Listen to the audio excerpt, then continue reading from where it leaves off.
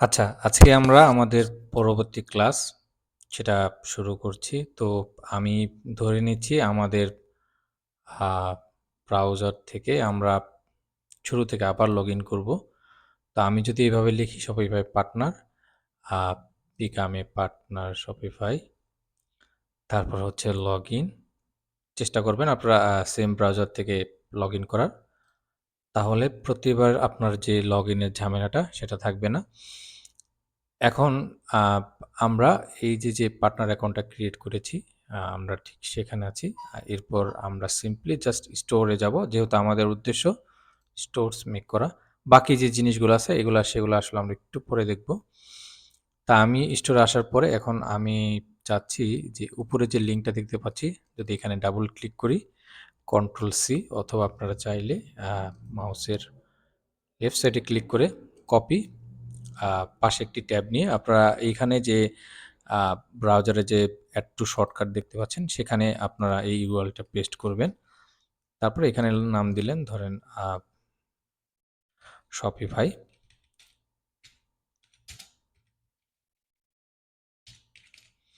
Partner login, বা আপনি আপনার বোঝার সুবিধার্থে যে কোনো একটি নাম দিলেন। তো আমি যদি এই ট্যাবটি আবার ক্লোজ করি, তো এখন যদি আমি এখানে ক্লিক দিই, সরাসরি আমরা আমাদের স্টোরে চলে আসবো, হ্যাঁ? তো এখন এখানে ২ টা অপশন দেখাচ্ছে, ক্রিয়েট এ ডেভেলপমেন্ট স্টোর এবং বলতেছে request access to store manage by a client. এই পার্ট এই অংশটি আমরা আ পরবর্তীতে কোনো এক সময় দেখব। বিকজ অ্যাক্সেসের যে ব্যাপারটা সেটা আসলে একটি লং এবং জটিল প্রসেস। আমরা চেষ্টা করব একটি ভিডিওতে কভার করার জন্য, যাতে আপনি ক্লায়েন্টের জন্য পুরো ব্যাপারটা কিভাবে হ্যান্ডেল করতে পারেন আ সেটা বুঝতে পারেন। তো আমরা সরাসরি এখন ক্রিয়েট এ ডেভেলপমেন্ট স্টোর, আমরা একটি স্টোর ক্রিয়েট করব আমাদের প্র্যাকটিসের জন্য। তো এখন এখানে ক্রিয়েট এ ডেভেলপমেন্ট স্টোর আমি যদি এখানে ক্লিক করি, তো শুরুতেও বলতেছে যে আমি কি পারপোসের জন্য স্টোরটা ব্যবহার করতে চাচ্ছি। আ আমি ক্রিয়েট স্টোর ফর ক্লায়েন্ট, অবশ্যই ক্লায়েন্টের জন্য চাচ্ছি। আ টেস্ট বিল এটা দেওয়ার দরকার নেই, আপনারা এটা দিবেন। স্টোর নেম আমি এখানে একটি নাম দিব, অবশ্যই নামটি ইউনিক হতে হবে। তো স্টোরের নাম দিলাম সাপোজ যে আমার দেখুন আমি যখন এখানে লিখতেছি আমার, তো ও বলতেছে যে এই আমার dot com my Shopify dot com is unavailable, হ্যাঁ?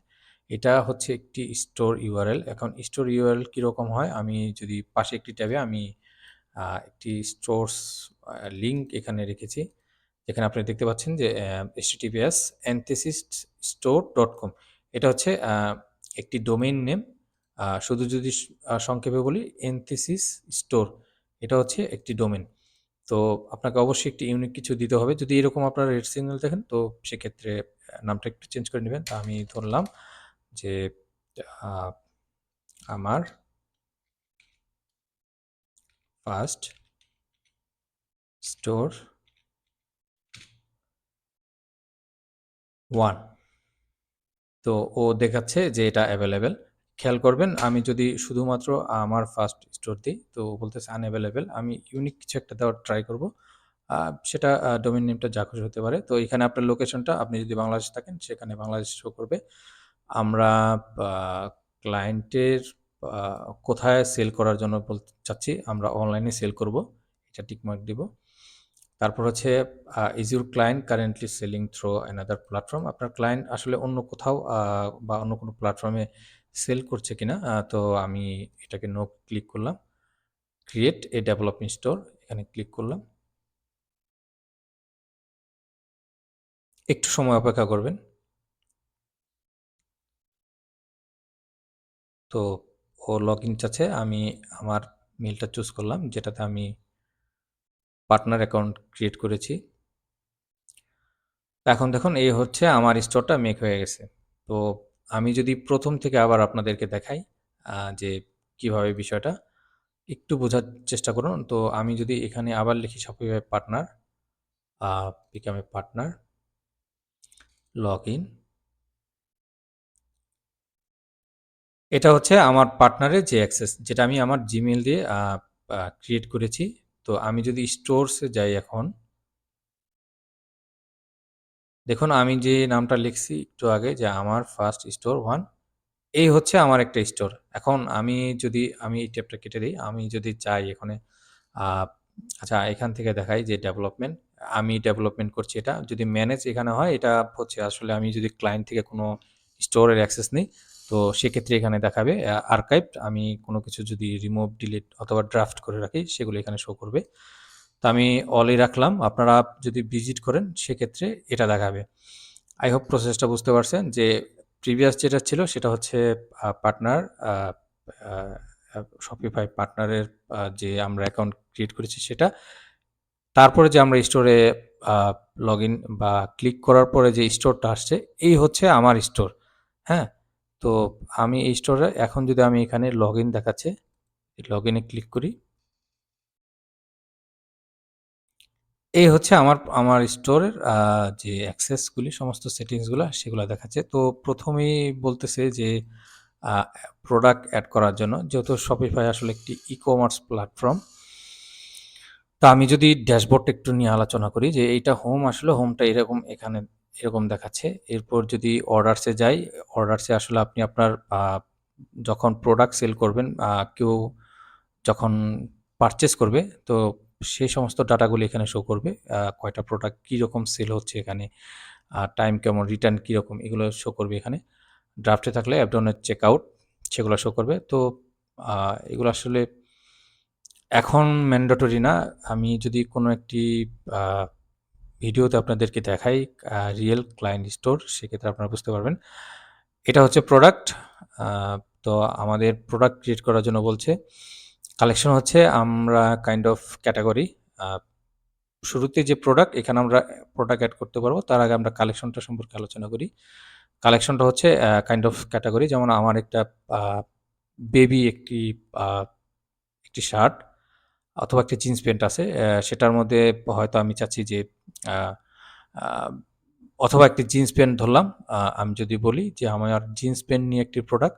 এখন আ মেন্স এবং ওমেন্স নিয়ে আমার ২ টা ক্যাটেগরি আছে। তো সেটাকে আসলে কালেকশন বলে।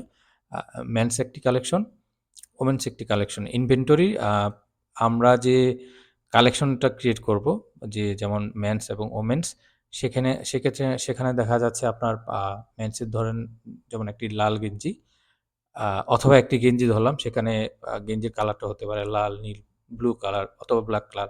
সাইজ হতে পারে এস, এম, এল, এক্সেল এরকম। সেই ইনভেন্টরি এখানে সমস্ত কিছু দেখাবে। তো এগুলি একটু অ্যাডভান্স, আমি পরে দেখাচ্ছি। পারচেজ অর্ডার সেটাও পরে দেখাবো কোনো একটা সময় ভিডিওতে। আ ট্রান্সফার আপনারা চাইলে সাইট স্টোরটাকে একটি লোকেশনে ট্রান্সফার করতে পারেন। আ তো আর এরপর হচ্ছে গিফট কার্ড। আমরা যদি আমাদের প্রোডাক্টের জন্য আ কোনো গিফট কার্ড এড করতে চাই, লাইক এ কুপন, সেটা এড করতে পারবো এখানে। তারপর হচ্ছে ক্যাটালগস। তো আসলে এগুলি আ আ আমরা যখন কাজ করব তখন এগুলি আ বোঝানো যাবে। কাস্টমার্স আমি যদি ক্লিক করি, আ এখানে কাস্টমার্সের ডাটা সম্পর্কে আ অথবা লিড যে আমরা বলি সেগুলা দেখা যাবে। যেমন এই যে সিগমেন্ট এবং আ কোম্পানিস। তারপর হচ্ছে কনটেন্ট। কনটেন্টের বিষয়টা যদি বলি, আপনি আ এখানে যে ফাইল বলতেছে, আ বিশেষ করে এটা আমরা কাজ করার সময় আমরা প্রোডাক্ট অথবা স্টোরের ডিজাইনের ক্ষেত্রে বা কাস্টমাইজ করার সময় যে সমস্ত আ ফাইল, ইমেজ অথবা ইমেজ অথবা ভিডিও আমরা যখন আপলোড করব, তো এই ফাইলসের এখানে সমস্ত ডেটাগুলি এখানে আ আ জমা থাকবে। এরপর হচ্ছে অ্যানালাইটিক্স, আ আ যেটা আপনি আপনার কিরকম সেল হচ্ছে আ সে সম্পর্কে একটি ডাটা পাবেন এখানে। Reports, live views same. এরপর হচ্ছে মার্কেটিং ব্যাপারটা। আমরা যদি ক্যাম্পেইন কোনো রান করতে চাই, যে ক্যাম্পেইনের কিরকম কাজ করতেছে সেই ডাটাগুলি এখানে শো করবে। অটোমেশন গুলো হচ্ছে আ এই যে অ্যাবান্ডনের চেকআউট, এগুলো আসলে আরেকটু অ্যাডভান্স প্রসেস। কিন্তু আপনি আপনার যে মার্কেটিং এর যে ক্যাম্পেইনস এবং অটোমেশন সেইগুলি এখান থেকে আ ডাটাগুলি চেক করতে পারবেন। আ ডিসকাউন্টটা নিয়ে আমরা পরবর্তী কোনো এক ভিডিওতে দেখব। প্রোডাক্টে কিভাবে ডিসকাউন্ট এড করা যায়।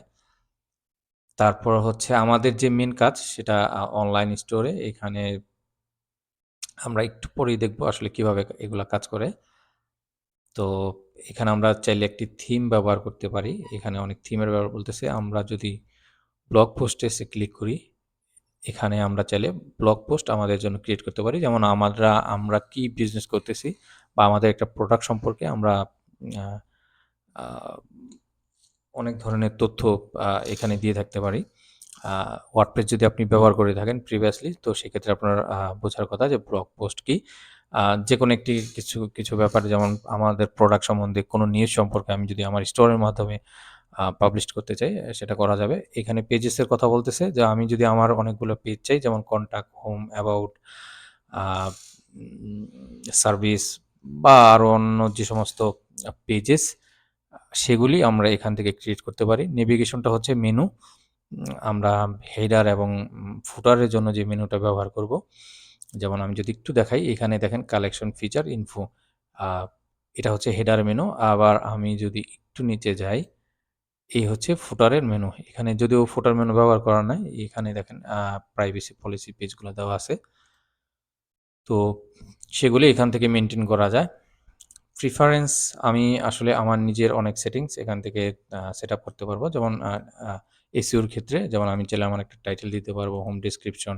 এটা এসইওর জন্য কাজ করে। এছাড়া আমি সোশ্যাল শেয়ারিং ইমেজ একটা ব্যবহার করতে পারবো। চাইলে Google অ্যানালিটিক্সটা সেটআপ করতে পারবো এখান থেকে। Facebook পিক্সেল সেটআপ করতে পারবো এখান থেকে। আমি যদি আমার স্টোরটা আ আ আ স্টোরটা যেহেতু আমরা পার্টনার অ্যাকাউন্ট ব্যবহার করতেছি, তো সেক্ষেত্রে আমরা আ য যতক্ষণ পর্যন্ত আমরা shopify.com বা এই স্টোরটি আমরা পারচেজ না করতেছি বা প্রিমিয়াম প্যাকেজ ব্যবহার না করতেছি, ততক্ষণ পর্যন্ত আমাদের স্টোরে কেউ যদি ভিজিট করে, সেক্ষেত্রে পাসওয়ার্ড ব্যবহার করতে হবে। আমি যদি আপনাদেরকে একটু দেখাই, আমি এই লিঙ্কটা কপি করলাম। তো আমি সাপোজ এখানে গেলাম আরেকটি ব্রাউজারে। এখন যদি আমি আমার স্টোরের লিঙ্কটা পেস্ট করি এখানে। আচ্ছা, আমার একটু ভুল হইছে। আমি যদি এখানে লগইন দেই আবার, তারপর হচ্ছে open link with new tab. এই হচ্ছে আমার স্টোরের লিঙ্ক, হ্যাঁ? আমি যদি এখন যাই, আ আচ্ছা, এই লিঙ্কগুলা কেটে দেই।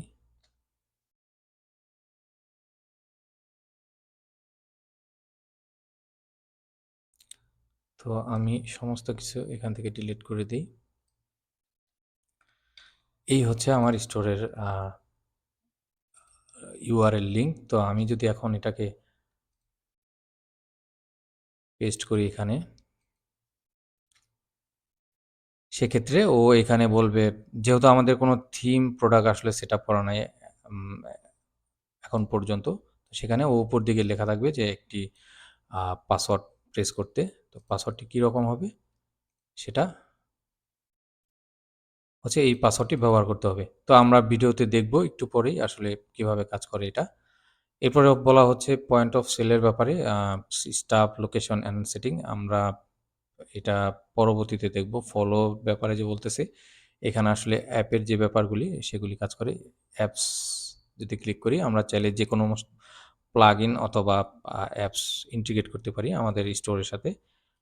তারপরে আমরা যদি সেটিংসে যাই, এই যে নিচে যে সেটিংটা আমরা দেখতে পাচ্ছি,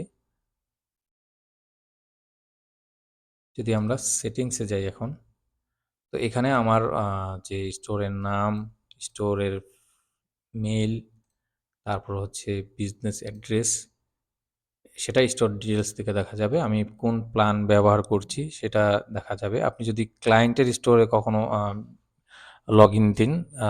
লগইন দিয়ে থাকেন, সেক্ষেত্রে আপনি এইভাবে তার স্টোরের ডিটেইলসগুলি কালেক্ট করতে পারবেন। সে আসলে কোন জায়গার, তার কারেন্সি কি, আ তারপর হচ্ছে টাইম জোন, অর্ডার আইডি। এরপরে আমি যদি প্ল্যানে যাই, সে আসলে শপিফাইতে কোন প্ল্যানটা ব্যবহার করছে। দেখেন আমরা কাস্টম প্ল্যান ব্যবহার করতেছি।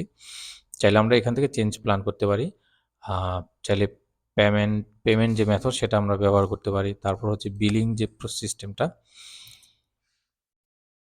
সেটা USD তে দেখাচ্ছে। এগুলো আমরা আসলে পরবর্তীতে দেখব। ইউজার অ্যান্ড পারমিশন দেখেন এই জিনিসটা একটু ইম্পোর্টেন্ট। এখানে স্টোরের ওনারকে সেটা দেখতে পারবেন। আপনি ক্লায়েন্টের স্টোরে যখন ভিজিট করবেন তখন দেখতে পারবেন যে স্টোরে এখানে আর স্টাফ যে এখানে মানে আমার এই স্টোরটাতে বা ক্লায়েন্টের স্টোরে আপনি যে স্টাফ হিসাবে এড হইছেন, সে সর্বোচ্চ ম্যাক্স ১৫ জনকে এড করতে পারবে। তো এইখানে তার যে সমস্ত ডিটেইলগুলি সেগুলো আপনি দেখতে পাবেন। আ কোলাবোরেটেড রিকোয়েস্ট কোড সেটা এটা একটা আ আমি প্রিভিয়াসলি আপনাদেরকে বলছিলাম যে রিকোয়েস্ট অ্যাক্সেস কিভাবে নেয় ক্লায়েন্টের স্টোর থেকে। তো তখন একটি স্টোরের অ্যাক্সেস কিভাবে নিতে হয়, এই কোলাবোরেটেড রিকোয়েস্ট কোড কিভাবে কাজ করে, তারপর টিম কিভাবে কাজ করে, কিভাবে আপনি স্টোরের অ্যাক্সেস নিবেন, আপনি চাইলে কাউকে কিভাবে দিবেন, কিভাবে লগইন হবেন, এই সমস্ত ব্যাপার নিয়ে আমি ডিটেইলস একটি ভিডিও মেক করব। যাতে আপনার ক্লায়েন্টের স্টোরে লগইন দেওয়ার সময় বা কাজের ক্ষেত্রে কোনো যাতে প্রবলেম না হয়। এরপরে পেমেন্টের কথা বলা হচ্ছে। এটা আসলে পেমেন্ট মেথড চাইলে আমরা PayPal আমাদের যে পেমেন্ট মেথড সেগুলো ব্যবহার করতে পারি এখান থেকে। এরপর চেকআউট হচ্ছে। আপনারা আসলে এগুলো দেখতে পারেন। উম চাইলে আমরা এই চেকআউট পেজটা কাস্টমাইজ করতে পারি আমাদের আ ইচ্ছা অনুযায়ী। যদিও আ বিজনেস প্ল্যানে এখানে আরো অনেক ফিচার থাকে। আমরা চাইলে সেগুলা কাস্টমাইজ করতে পারি। তো আপাতত আমাদের এগুলো আসলে দেখার দরকার নেই। আমরা কাস্টমার অ্যাকাউন্ট দেখতে পারবো। যে এখানে কাস্টমারের ডেটাগুলি দেখা যাবে। তারপর হচ্ছে শিপিং অ্যান্ড ডেলিভারি। আমরা চাইলে আমাদের প্রোডাক্টের জন্য শিপিং অ্যান্ড ডেলিভারি এড করতে পারি এখান থেকে। তারপরে আমরা যদি ট্যাক্স অ্যান্ড ডিউটি দেই, এগুলো দরকার নেই। লোকেশন আমরা চাইলে লোকেশন সেট করতে পারি। গিফট কার্ড অলরেডি আমি বলেছি যে আমরা চাইলে প্রোডাক্টের জন্য গিফট কার্ড এড করতে পারি। Markets, apps and sale channels এখানে অ্যাপসের ব্যাপার সমস্ত থাকবে। ডোমেইনটা একটু ইম্পোর্টেন্ট। আমি যদি ডোমেইনে ক্লিক করি এখানে আমার যে ডোমেইনটা এই যে ডোমেইনটা আমি চাইলে এইরকম একটা ডোমেইন, ইউনিক একটা ডোমেইন আমার বিজনেসের আমি চাইলে এখান থেকে সেটা কানেক্ট করতে পারি অথবা এখান থেকে চাইলে আমি একটা কিনতে পারি নতুন করে। তো আমার আ স্টিল যে ডোমেইনটা সেটা শো করতেছে। চাইলে আমি নতুন একটি ডোমেইন এখানে কানেক্ট করতে পারি অথবা আমার এই স্টোরের সাথে অন্য আরেকটি ক কা আ ডোমেইন কানেক্টেড করতে পারি। Customer events, brand notification, custom data এটা আসলে একটু অ্যাডভান্স। এটা মেটাফিল্ড এর কাজ। আমি আ এই সমস্ত আ ক্লাসগুলি পরে দেখাবো। ল্যাঙ্গুয়েজ আপনি চাইলে মাল্টি ল্যাঙ্গুয়েজ ব্যবহার করতে পারেন। তো যাই হোক সেটিংসে আবার যাই।